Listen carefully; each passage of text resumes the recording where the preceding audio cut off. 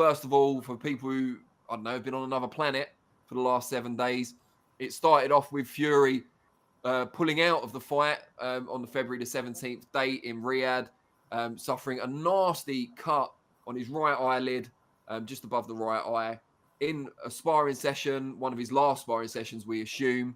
The person who inflicted that cut has since been confirmed. We'll talk about that in a bit. But yeah, pulled out of the fight. A lot of people criticising Fury, questioning whether the injury, the cut, was legitimate.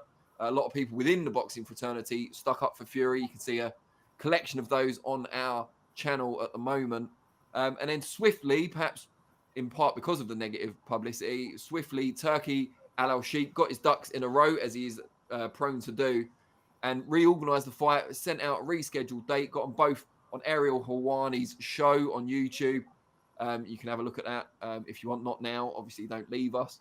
And the fight has been rescheduled for Riyadh, of course. May the 18th, Riyadh season gets extended once again. And it looks like, fingers crossed, we will still see that undisputed fight, the first in the heavyweight division in the 4-belt era. We'll go to the chat shortly. But Josh, first of all, what was your immediate reaction to the news that Fury had been cut and the fight was, at that point, postponed with no date in sight? Yeah, really surprising. I think I'd probably share that view with a lot of people. Seeing the news that the fight was off at that time was a bit of a shock to the system, really. It had been sort of motoring along without any real hitches, and to see it come into play just a couple of weeks out was at the time a bit of a tough one to take. But the fact that the new date was announced so soon, and I think that's something we'll probably talk about. We don't see that very often. When a fight's postponed, it's often quite a while before the negotiations come to an end and we finally get a rescheduled date. But the fact it was done so quickly, everybody's obviously on board, and we can start again and we can look forward to it once again. Yeah, so let's go to the chat. Ramoni Mode XD says, we don't have Eamon, but we have me, John Fury, a proper true fighting man. Jeffrey Hunt says, why should, I hit the thumbs up? Well, Jeffrey, if you stick around and you hit the thumbs up, I promise to at least improve your grammar. Lewis Hart, friend of the channel, not for much longer, says, I won't be subscribing, sorry. We don't want your kind round here, Lewis Hart. And that goes for Rochester and Chatham as well. See you big plumber. No, I'm joking. Jason Gavin, watching me from Button Moon. Not sure. Oh, MI5 watching me from Button Moon. Thunder Road, Eamon was in Vegas watching boxing that started at 12 p.m. local time. Sounds like a typical trip to Vegas. Rolls eyes. Thunder Road, have you asked? Oh, you have. You've done it further down. We're almost 50 deep with 10 likes. Let's hit the thumbs up. Well done, Thunder Road. Always a pleasure to have you on board. Eamon Khan still on a Las Vegas casino floor at 11 a.m. sleeping under the bar. Yeah, we can only hope Vegas has been that kind to him. That's the one of the tamer images that come to mind with Eamon hitting Vegas for the first time. More on that story later. But yeah, so Tyson Fury, when I first saw it, I was immediately disappointed. Not just that the fight had been postponed, but because I knew there would be a deluge of criticism, questions, negative comments. And I know a lot of people out there think that Fury asked for this in a way because of some of the proclamations he's made, the criticism famously of David Haye pulling out of their fight many years ago, and the lack of forgiveness or empathy back then. And there had been a lot of talk about the problems in Fury's training camp, both for the Francis Ngannou fight, predominantly from his dad, Big John Fury, good friend of the channel. And also, more recently, the rumours of Fury having a hard time in sparring. I mean, that's been confirmed at least. And Jay Opetaia leaving after 6 days, although Fury's team and Opetaia's team both denied it was anything to do with problems he was giving Fury, and they denied he dropped Fury in sparring also. But Johnny Nelson had a hotline, apparently, to the Fury camp. He said a couple of different people had told him of Fury's struggles in the gym.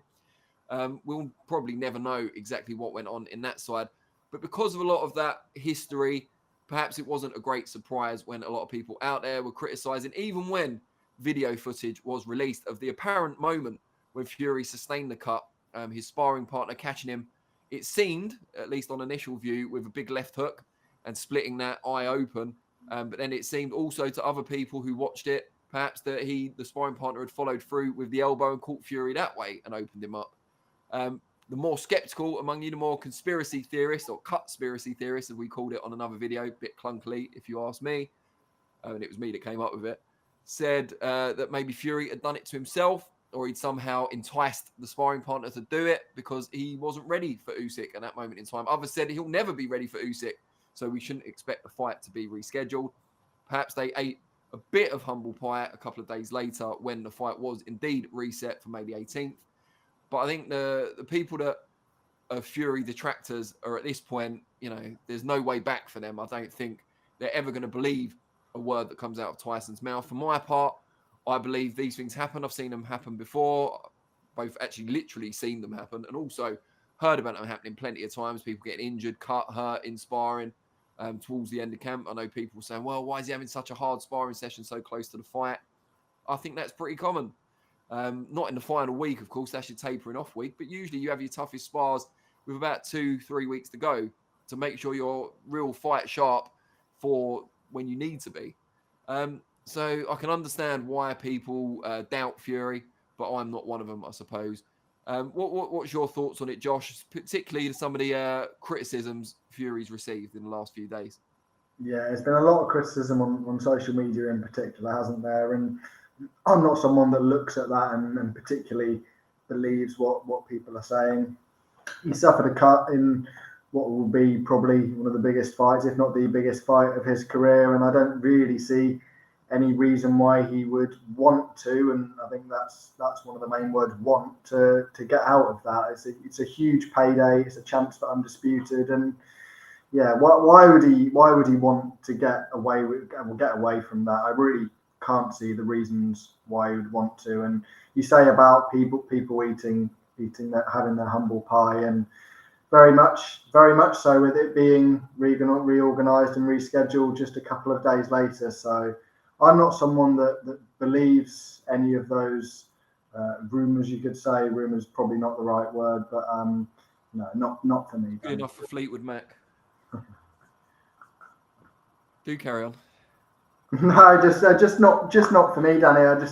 I just don't look at them and believe any word I see coming out of them. Fury's game for this fight, and I think with the newly scheduled date, when he's able to get back in the ring and he's able to get sparring, I think he'll be ready for that fight. So Lewis Hart said, I live in Chatham, you little mug. I mean, there's so many problems with that sentence. First of all, why? Secondly, I said Chatham. I said Rochester and Chatham. Maybe you weren't listening because you were looking at yourself in the mirror. And you little mug. Listen, I'm a lot of things and I may well be a mug, but I'm not little, am I? Come on, let's be honest. Prince Bremer says, watching you from Cyprus. Glad to have you aboard. We like to think we have worldwide appeal. Cloud Strife says, why is everyone hating on Fury? It's unlucky.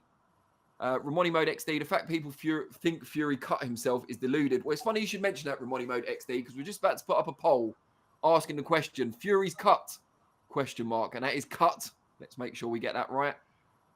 Fist, elbow, did it himself. They're your three options. So let's see what people think, because you say they're deluded, but let's see what the audience at large think. So that's Fury's cut. It's up now. Elbow, fist, or himself. Which, if you put that together as a sentence, is a bit dubious, even for us. Jeffrey Hunt says, there's no John Fury. How can I send a like? Just do a thumbs up, Jeff. Ramoni Mode XD, it's boxing, it happens. I'm surprised it doesn't happen more. Jason Gavin, do you think Turkey had a word with Eddie and co to not twist the knife? Well, I think as you could see from the picture of Fury's eye, the knife definitely was twisted.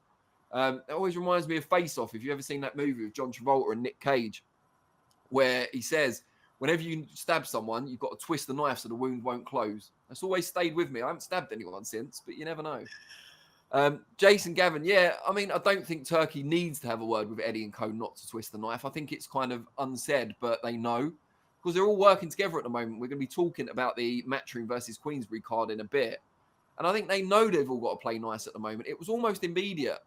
As soon as they came together with Turkey Al Sheikh for that photo shoot, almost immediately, almost overnight, the next interview we did with Eddie and the next one we did with Frank, they weren't criticising each other at all. Even when you asked them the hot button topics where they'd been absolutely crucifying each other in the past. For example, the Conor Benn situation. Frank Warren was a massive critic of Conor Benn and the way Matchroom had handled the situation. Now you ask him about Conor Benn, he's reluctant to really stick the boot in, or the knife, or twist it. Bye.